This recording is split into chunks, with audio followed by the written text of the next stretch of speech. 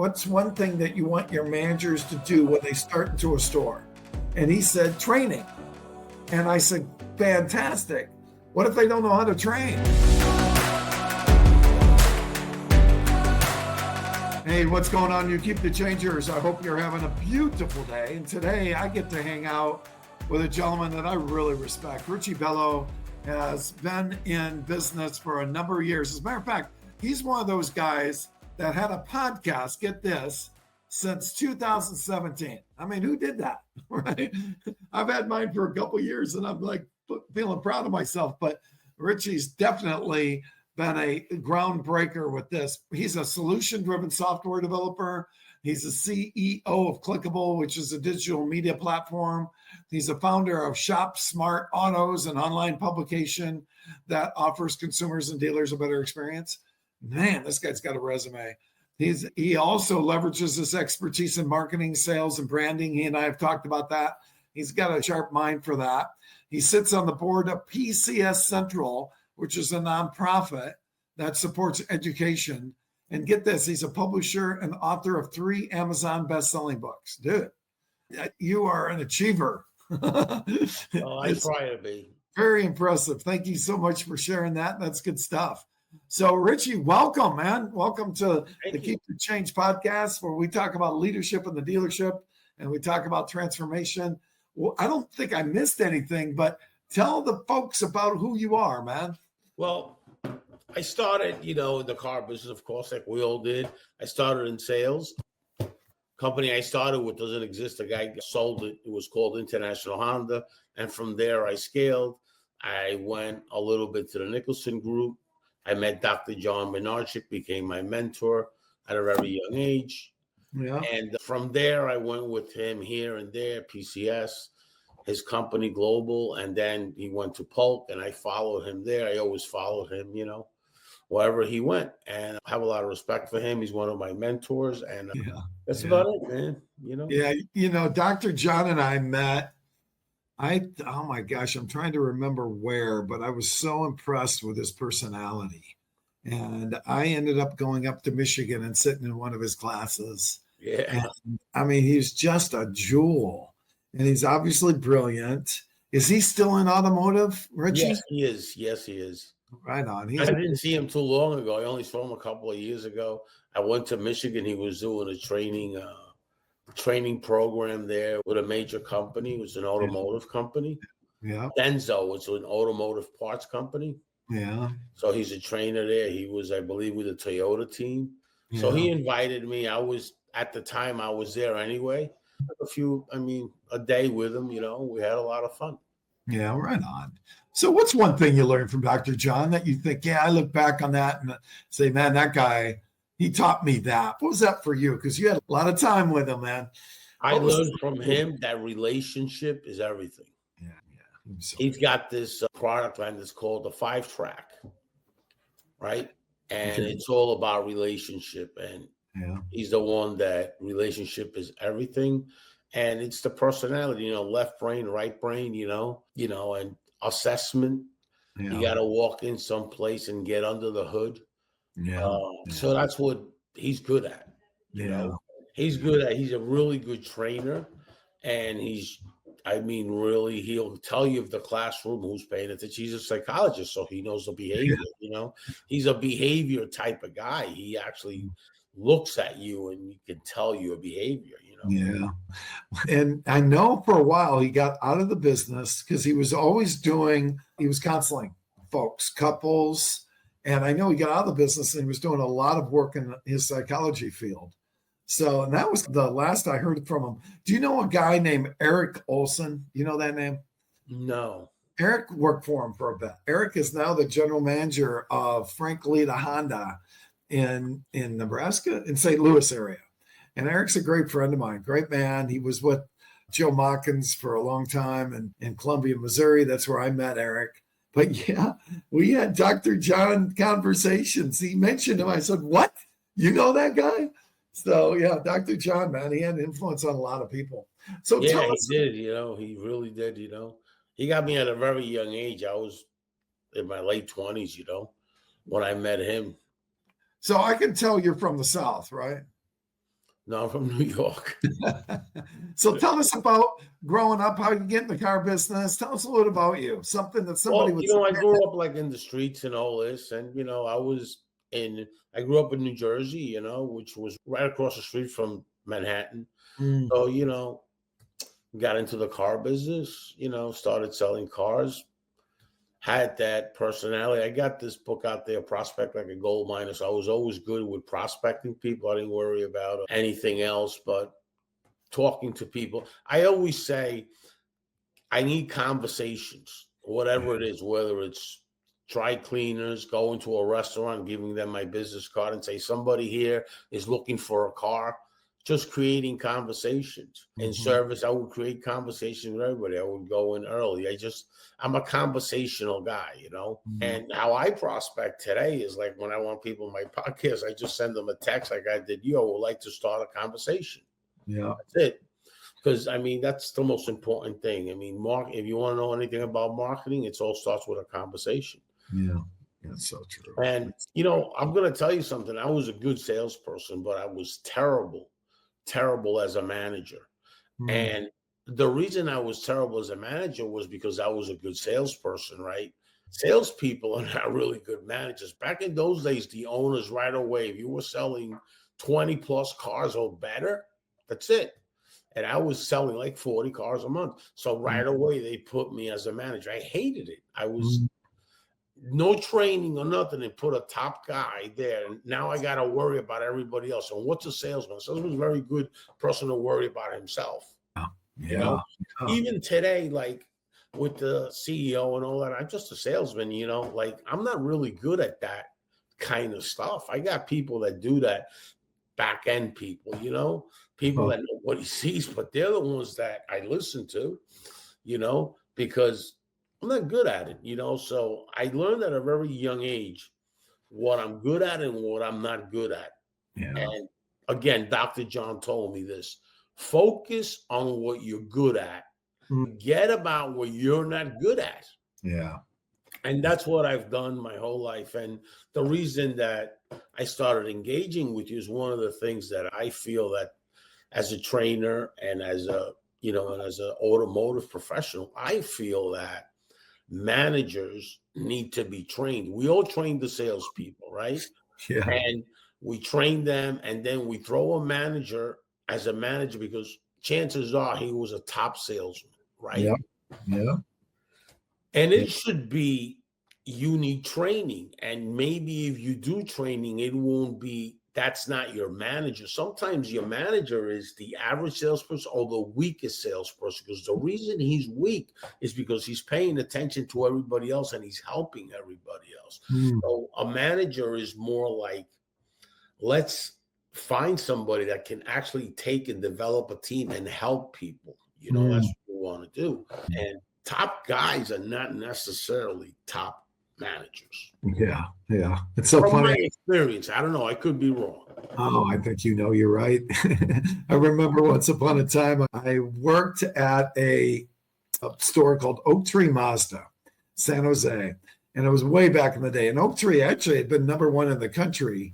But when I started selling there, I think they were number 5 or something in the state. And I remember I worked with a manager, and he said to me, no, I was a salesperson. I was on the floor with, we'd just hang out front, right? And I remember him saying to me, man, I can't wait to be a manager. And I said, why do you want to be a manager? He said, so I don't have to talk to people anymore. That guy did get promoted to manager, believe it or not. They didn't train him, believe it or not. And he sucked, believe it or not. I mean, he was awful because he didn't like people. He could turn it up when he was on the floor, man, if it was all about him. But serving somebody else, helping a salesman that didn't go on a demo drive, oh no, he'd throw shoes and, he was just awful. And I think that's, to me, that just makes me laugh. I've been on this planet for a bit, and I've been in this gig for a while. And when I hear anybody, I did a podcast last week on a rant, Richie. I mean, I was at NADA and I'm ranting. And I'm ranting because a buddy of mine said, yeah, and he was right on. He's somebody I love and respect. But he was talking about, I asked him, what's one thing that you want your managers to do when they start into a store? And he said, training. And I said, fantastic. What if they don't know how to train? Who's going to teach them how to train, right? The top salesman, the Richie Bello that sold 40 a month, he doesn't know how to train. He just learned how to do it on his own, right? Yeah, right, correct. So, What it is, it's that personality that you have. Like, once you have that personality, it makes a lot of sense. You know what I mean? It's important. Yeah. And sometimes that personality doesn't work as a manager. And let me just share something with you. A lot of people have a different perception about managers. In this business, managers have to touch and feel every customer that walks in the showroom. Yep. Because if you don't say at least, hi, how you doing? My name's Richie. I wanted to say thank you for you visiting our showroom. Did you get everything you needed? Did you get all your information and all that? You always want to meet and greet as a manager, a customer. That's the whole idea. It's not even a TO. It's more about meeting and greeting, acknowledging that human being that picked your store to come in. You got to have that mindset. You know, where I was really bad as a manager was that at the paperwork and all that kind of stuff, they always had assistance for me because I'm not really that kind of guy. You know what I mean? With the paperwork and all that kind of stuff. I'm not interested because I'm more of a right brain guy. You know what I mean? So I just put people in front of me and that's it. And, you know, like my focus today is on retaining customers. Dealers are not retaining customers. You know, years ago, I got a product that's called VIN retention, right? And all you got to do is Google it on the keywords and you'll see it, right? So what does it do? It helps. We follow the journey of that customer that bought a car from you until next time. Now, if you look at what happened to our industry, what is the reason that our retention is what it is? And what was the reason 20 years ago it wasn't like that? Okay. It's real simple when you really think about it. Years ago, you hopped in your car, you went to work, in the commute, you listened to a talk show or something, and the marketing, the dealership is on that radio. You go home is on cable and all that. Whether you're in the market for a car or not, they didn't know who was in the market because it was broad audience. It ain't like today, custom audience. But that communication made the customer you're always in the customer's head, you know? That stopped. So we focused on custom audience. But now there's nobody communicating with those customers. So we got a problem. Yeah. And that's what the problem is. And talking about training, one of the things that managers I know are doing now is paying attention to their retention because the cost of doing business is getting so high, it's $705. And what you do, Bart, one of the reasons I reach out to you, because I don't see a lot of trainers train the trainer. I don't see train leadership. You know, when you have a manager that you just promoted, right, the first thing you got to do is get him trained. As a manager, he needs leadership skills and jump on the board or jump out of the board. Hire a company like yourself that tells you, okay, is this real what I did? And before you make a decision, contract a company like yourself and know that, let me get under the hood first, do an assessment. That's one thing I learned from Dr. John. Assess, always assess. Yeah. Because if you don't assess, how am I supposed to help you if I don't assess you? Yeah. Yeah, you can't. I don't know. I don't know what you're currently doing. I don't know what your process is. So it's like, you know, the one thing that I learned a long time ago is not knowing is like being blind. You don't see. If you're blind right now, try to jump in the car and let me know how that works. Well, knowing is the same thing. When you don't have the knowledge and you don't have the education, you don't have the training behind you, you're blind. Yeah. Yeah. You know what I was thinking about today, Richie? Are you a football fan? No, I'm not. Okay. I'm not like a fan in sports at all. The only sports that I'm a fan is the sport of selling. Yeah. So let's take selling, but let's talk football a minute. I'm a hockey fan more. I like hockey more than anything else, but in football, it's interesting because I know families, friends of ours, who the husband is an assistant coach in football. And so what happened was he played college football, wasn't quite good enough to make the show, or maybe made the show, but he always loved football, so he wanted to be a coach, right? So what did he do? Did he step right in to be a head coach and lead an elite program? Heck no. He had to go to a small little school, and he was a linebacker, and he had to work with the defensive linemen. That's what he did for a year. And then he found a job at another small school all the way across the country. And he worked with the defensive ends for a year. And then he got another job all the way on the other side of the country, working with linebackers.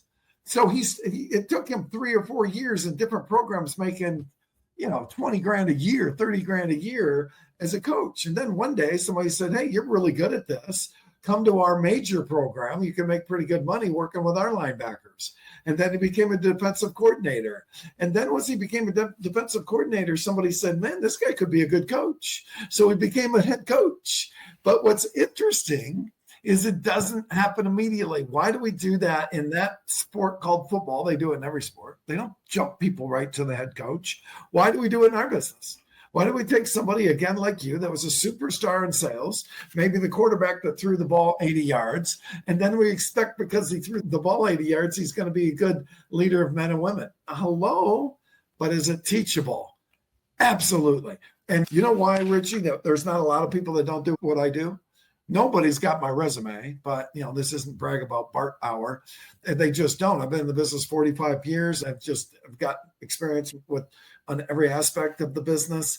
I sold cars for a long time too. A lot of people in this business haven't sold cars, even in the training end of it. They're great at teaching sales, but they haven't sold cars. I have. But anyhow, forget about me. You know why they don't train managers, just managers? Because it doesn't make enough money. Right? You can make a lot more money just training salespeople because there's a lot more of them. You know why I train managers? Because in 2013, I realized our business had a huge void. And the void was in this. If the middle managers didn't become good leaders, then the businesses are going to fail. And I knew that was the key to me, that I'm going to focus on them because I can serve them and I can help them be better. See, I'm all about one thing, and I'll let you go. I'll let you take over. I'm about helping people that want to develop other people. That's what I'm about. I want a group of people around me that want to build other people. Go ahead. Sorry about that. Well, I'm going to tell you something. You just said something that's a very important. Just right now, you just said something. You said that salespeople, they come and go and this, that. This is why they have a problem with retention in dealership. Because if you can't retain your employees, you can't retain customers. Now, what does retention have to do with? It has to do with, first, your staff. Okay? If your staff is retainable, you have to invest in retention. I want to share something with you. Did you go to NADA? I did. The cost of the cars are $705 a car delivered. Okay. Now let's take the small. So whoa. What do you mean? Like 700 every time that you deliver a car, that car's costing you on digital, on your ad spend, $705. Okay. I thought that's what you meant, but okay, keep going. Watch. Because of that turn that is so tremendous, that's why the cost is getting higher. And we're not paying attention. There's two things. We're not paying attention to our customers. All right. We're not reaching out to them. But the salesperson would reach out to them if you have them. And now you have such a problem in the industry. And if you take small communities like Sugar Land, Texas, like Lincoln, Nebraska, you're in New York in the 5 boroughs and Long Island, you're right around $1,400 a car. Watch. You go to LA, Stores out there are 1,300 a car. You go to South Florida because it's a hot market right now. Hot. After COVID, it became like unbelievable how hot it is. Talk about 1,700 a car. No one tell you something to pay attention, Mr. Dealer. Training equals retention. Amen. Retention equals lower cost of you doing business. Okay. Yep. If you retain your managers, like Bart will train your managers, train the trainer. Now that manager trains your salesperson. Yes. Why do you want the manager to train that salesperson? Better of a manager training than a regular trainer comes in from here, from there, because now you're developing that manager into a trainer. Yes. Now, he stays with that salesperson 12 hours a day. Yeah. Right? 6 days a week or 5 days a week. Okay. Now you got to understand something. They have a bond, they have a relationship. So what do? And you're creating two things. You're creating a learning curve. A learning curve equals enthusiasm. We all know that enthusiasm will carry a dealership for the first 90 days. Why? Because when you're green, you grow. Once you lose the learning curve, the enthusiasm drops down. And once the enthusiasm drops down, you're done. When you hire a green pea, a rookie, okay, you put him on the showroom, he outbeats the first 45 or 60 days everybody. Why? Because he has that learning curve. So knowing those metrics, right? The whole goal here is to have that learning curve keep going, so then the enthusiasm goes up, which is the B12. The B12 of a business's enthusiasm. But the only way you're going to get enthusiasm by a learning curve. So Bart goes to San Jose, California. He picks something up that is very successful in that organization. Here's his value. Then he comes back to my store because he's a trainer. Now he puts that same process in here. And now I just created enthusiasm. New idea, getting results creates enthusiasm. Now that goes, you start going on the scale up and the scale up. Why wouldn't you want a trainer that goes all over the country? Because he's getting different inputs from people. He's getting different processes that work in other companies. He's not going to bring you up what doesn't work. He's going to bring you what works. Every store has 8 things that work and 20 something that don't, let's say. Now you get in the good stuff, the good quality stuff. Years ago, I went to a store that had television in the showroom. That store had a loop of cars, all right, consistently, all the time, cars. When you walk in there, all you're looking at is cars, no news, no nothing. I went to a store in Queens. They had the news, all bad news, this, that, blah, blah, blah, blah, blah. I told the dealer that, and he put it right in. He did a loop of each car. Because you're putting people in that sales mode. Yeah. And that's what you got to do. You got to put news. Well, what is news? News is good for the service department, but not for your showroom. Yeah. So, because anything happens, there's a storm coming, or I got to go get the groceries before the storm comes. It's a panic. Yeah. So these are things, and that's what a good consultant is. What do you see that's good in the one store and put it in another store? And leadership and training is key for one word: retention. Yeah. If you can't retain your employees, you're never going to retain a customer. Because when that customer comes back and says, "Is Richie? Can I speak to Richie?" Oh, he's not here no more. Yeah. Now the customer's gone.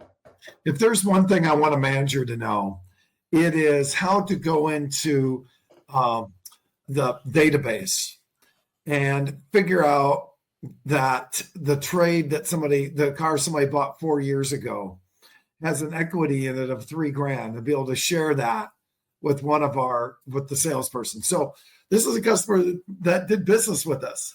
They know us, they like us, they trust us. It shouldn't take them hiring a sales trainer to come in and do that, because here's what will happen. The sales trainer either puts it on a video and they watch great videos. That's fine. But they never met the sales trainer. They're just watching the video. Right. The manager never sits in front of them when they're doing the sales training, because that's why they got that digital program, so they don't have to do it. The problem is they don't think the same way the salesperson thinks. So then when the salesperson comes to the desk with an idea, the manager says, oh, we don't do that here. So that being the case, why, and you said it so beautifully, why wouldn't you want your managers to be the best trainers on the universe, to know how to do a referral script, to be able to ask a customer, folks, I get all my business from repeats and referrals, just like you, right, Richie? And who do you know? Maybe a friend, maybe a relative, maybe a neighbor, maybe someone you've talked to recently who's thinking about a new used car, truck, or van one of these days. I want my managers to have that script down. I don't care if a trainer has that script down. I want my managers to. But somebody has to train the managers. Somebody has to put a process in place that the salespeople come in the morning and they text the manager with what they want to do that day, what they're going to do, how many phone calls, how many emails, how many sold customers, how many unsold, what are they going to do that day? And then somebody has to put in place the process. At the end of the day, the manager is going to check in with that salesperson and says, Billy, you said you were going to make 20 calls. You made 2. Talk to me about that. Hey, Billy, you said you were going to send out 50 emails. You did 40. That's a good job. Hey, Billy, you said you're going to talk to 3 ups today. You talked to 4. Way to go. But that contact, that conversation daily changes the dynamic of the salespeople, but it can only happen one way, by the coach being in there with them, talking to them. Like you said, they get this relationship going on. And I love what you said, that if you don't have retention of your salespeople, dude, you ain't having no retention of your customers. Because who likes to? Brand new salesperson, he gets a list of 50 people that bought cars 4 years ago. He doesn't know how to make those phone calls. He's calling and burning the list up, and nobody's coaching him on what to say to those people. They would rather deal with the salesperson they did before, but he's gone. And why is he gone? Because nobody in the manager role developed him. You know, Maxwell, we talk a lot about this on this podcast, and Maxwell says there's 5 levels of leadership, Richie. Number 1 is position. I'm a manager. That's the way it is. And they usually suck, right? I was one of those. Number 2 is permission, where all the people love me, right? Number 3 is production, which the car business is good on production. But number 4 is people development. People will leave a position leader because they're jerks. They don't know what they're doing, and they're inexperienced. People will leave a permission leader because they're really nice people, but they aren't making any money. People might leave a production leader. Even though they're making money, the guy's a jerk to them, and they won't let them take time for their daughter's birthday. But people don't leave a people development leader, because that's the person that develops them in their career, in their marriages, and how to take care of their kids. That's the person that builds people who build people. And when we get that, guess what happens? ROI goes, whoop, right? So, man, yeah, thanks. You got me going, man. And it really works. Let me tell you why. I used to weigh 510 pounds.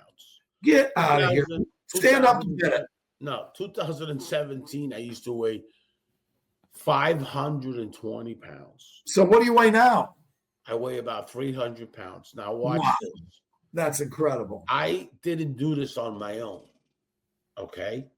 I did this with coaches. Okay. Yeah. When you get trained, okay, when you get trained and you know, and it's consistently on you, right?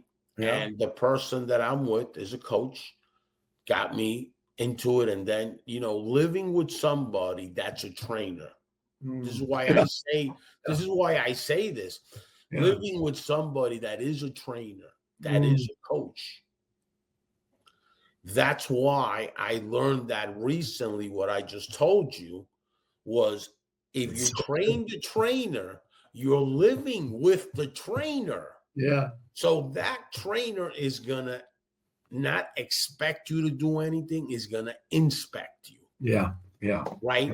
And that's what I liked about our first podcast when you went to my podcast, that you train managers, because I'm always about retaining customers, not because I have a business of that, because I know I hate for a dealer to cut a check for 75 or 80 grand on Google AdWords and social media ads and him not retaining his customers. Okay, if you're going to spend 75 or 80 grand, I'm okay with it. But what's your retention like? Well, no, how could you be at 10 or 12% retention? How could you have your private, how could you lose 400 cars a year to the private seller network? There's something wrong here. Yeah. And when I ask, who is on your floor, who is the oldest salesman there? Louis, how long has he been with you? 9 months. What? Wow. Yeah. What? But they're going out. The only business in the world, the only industry in the world that they can do that is the automotive space. You know why? Based on R.L. Polk and Company, there's 1.2 million consumers in market every single month. Wow. Based on Experian, there's 450,000 consumers that are special finance. I mean, you're looking at a marketplace so big that it doesn't matter. It does matter because what it is going to cost you more money to get those customers. That is the problem. Yeah. That your digital spend is so crazy. And it's going to get to the point where it's not, the factories and the OEMs are not going to be giving you so much co-op. It's going to get to that point. Now, do we know what the retention is on a company called Amazon? Crazy. You buy something there, you're always buying stuff there. So what's going to happen? Right now, it'll never happen because you got to service the customers. But if you're not retaining customers, the OEMs are going to say, you know what? We'd rather give it to this guy and let them service whoever the hell they want to service. Yeah. We're losing all the vehicles in operation. So dealers, you're not paying attention. It's going to be, with time, it will be taken away from you. Yeah, so good. And just as a fact, they've been working with the OEMs for quite some time, these online services. But when you look at their retention, is crazy. So a guy like him doesn't need to spend that kind of money. Yeah. You know, it's crazy what's happening in our industry. And it has to do with something real simple. You have to invest in your people. Amen. That's what you got to do, Mr. Dealer. You got to invest in your team, because when you invest in your team, you're going to get a greater ROI versus just getting new customers. And now let's talk about something a minute. When you have a salesperson, okay, and that customer comes in, I want to see Richie. He sold me a car. I don't have to give him a whole show. All I got to do is, hi, how are you, Bart? Thanks for coming back. How's the family? The sales process is so much easier. Yeah. And now my gross profit's going to be higher because you came to my showroom. It's just like when somebody reaches out to you, money. When you have to prospect somebody, there ain't so much money. No. Somebody calls you on the phone, bing, ding. Hey, Richie, how you doing? Hey, how you doing? Now I'm making money. Yeah. I call you, it's not the same thing. I want you to understand that retention equals more profits. Your sales process and your closing ratio is the moon. So why wouldn't you do that? Yeah. Yeah. So I got something for you, buddy. I'm thinking about all the database of every dealership in the country that nobody touches. Like if I'm going to a store tomorrow, don't worry about the ups. Give me phone ups and let me go through the 3-year-old customers, 100%. But remember J.E. Wolfington, you and I had this conversation. J. Eustace Wolfington founded Half a Car. And that was founded way back a long time ago. But his philosophy was that he wanted to put people in short-term trade cycles. Why? Because he knew people were happier in short-term cycles. Why? Because they didn't have to spend money on repairs and maintenance. And because they're on a short-term cycle or short-term lease, they had to come back to the dealership. They didn't have to, they could keep the car, but they also probably found that they could get a brand new car that had for close to the same payment. So JE back in the 60s got an idea through leasing at Potamkin and in New York is where he started. He got an idea that, wait a minute, I can have higher retention for customers. I don't have to spend money to get people in I don't know. And you said it so well. I love that this podcast took that run today, that it's all about retention, every piece of this business. And if you and I had Nollenberger Bello Ford in St. Louis, Missouri, I guarantee you we would find a way to be tapping into that customer that knows us, likes us, trusts us. Why would they want to go anywhere else?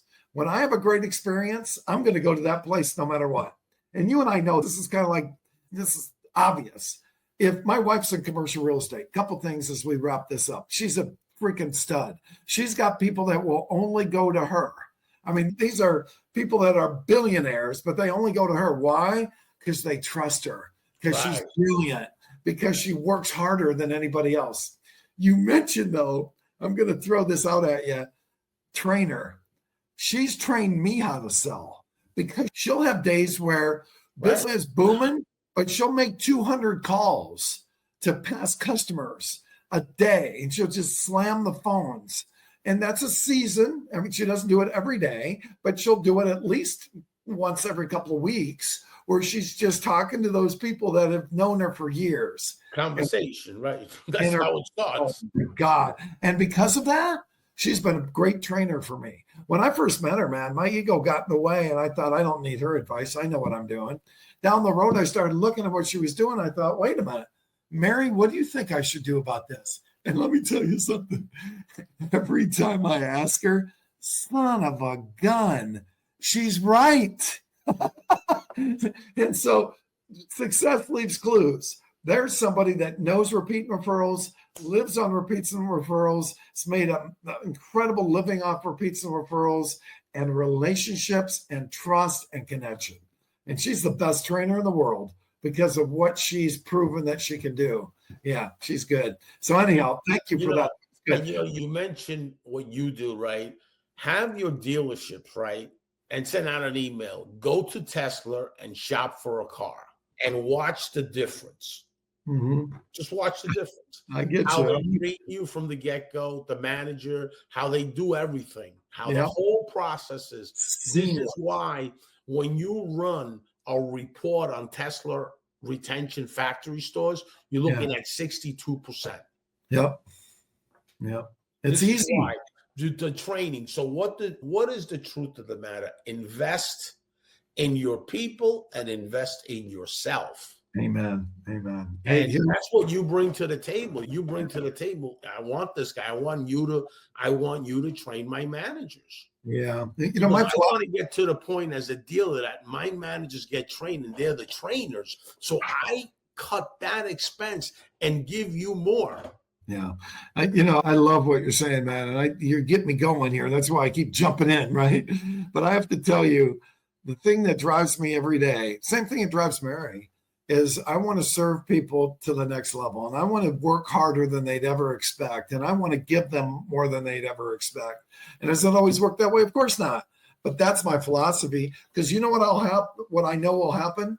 Richie, I stopped making number goals. And I started changing my goals to how many people can I add value to? Because I knew if it wasn't just about the numbers and I added value to people, guess what shows up? The numbers. Right. Serve, give. Man, that's good stuff. So who is the best person to serve? Well, go ahead and give me the answer. I think I know it's me. You're with John Campbell, right? I mean, John Maxwell. Yeah, he has this thing. Who are the best servers that there is? best servers in business. Yeah, Well, go ahead. best service, like when you have a person that likes to service somebody that cares, Oh right? yeah, Cares yeah, about people, yeah, right? You care about people. yeah, You know what I yeah, mean?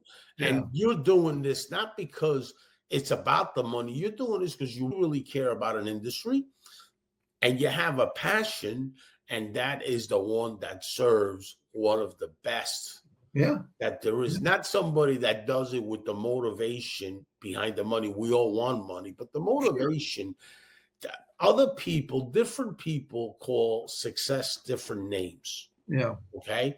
You get to the point in your life, I'm 61, I get to the point in my life that the money was good, but that's not my motivation behind. mhm, My motivation is to, when I leave the planet, leave something that people yeah, are going to remember me. You could either leave something 100%, bad or good, it doesn't matter. They'll remember you. yeah, So that's what the whole thing is, that you have to really pay attention to people like yourself that have the passion, love the industry. I've had different conversations with you, and every time I engage with you, it's always the caring part that you have to help the managers, to help your industry, because you've been doing for 41 something years, yeah, right? So you want to help others, yeah, yeah, and when you talk about your wife and mhm, that kind of stuff, you can tell you're a caring person with a big heart. So the dealers right now, what they need is retention. You're never gonna, let me leave it at this, you're never gonna retain customers if you don't retain employees. And the only way you're going to retain employees is by creating that enthusiasm, yeah, by creating that learning curve. And Bart's it. Call him and yeah, get him into your store. Why wouldn't you do that? yeah, yeah. Amen. Why wouldn't you? Absolutely, 100%. I agree with you 1,000,000%. So here's what I know: that if somebody feels valued, they'll stay. If somebody doesn't feel valued, every human being on the planet has something they want to accomplish. Tony Robbins says if somebody's impotent or if somebody's lazy, they have impotent goals. So guess whose job it is that makes 100 grand, 200 grand, 300 grand a year to find out what the goals are of our people. We got to find them out.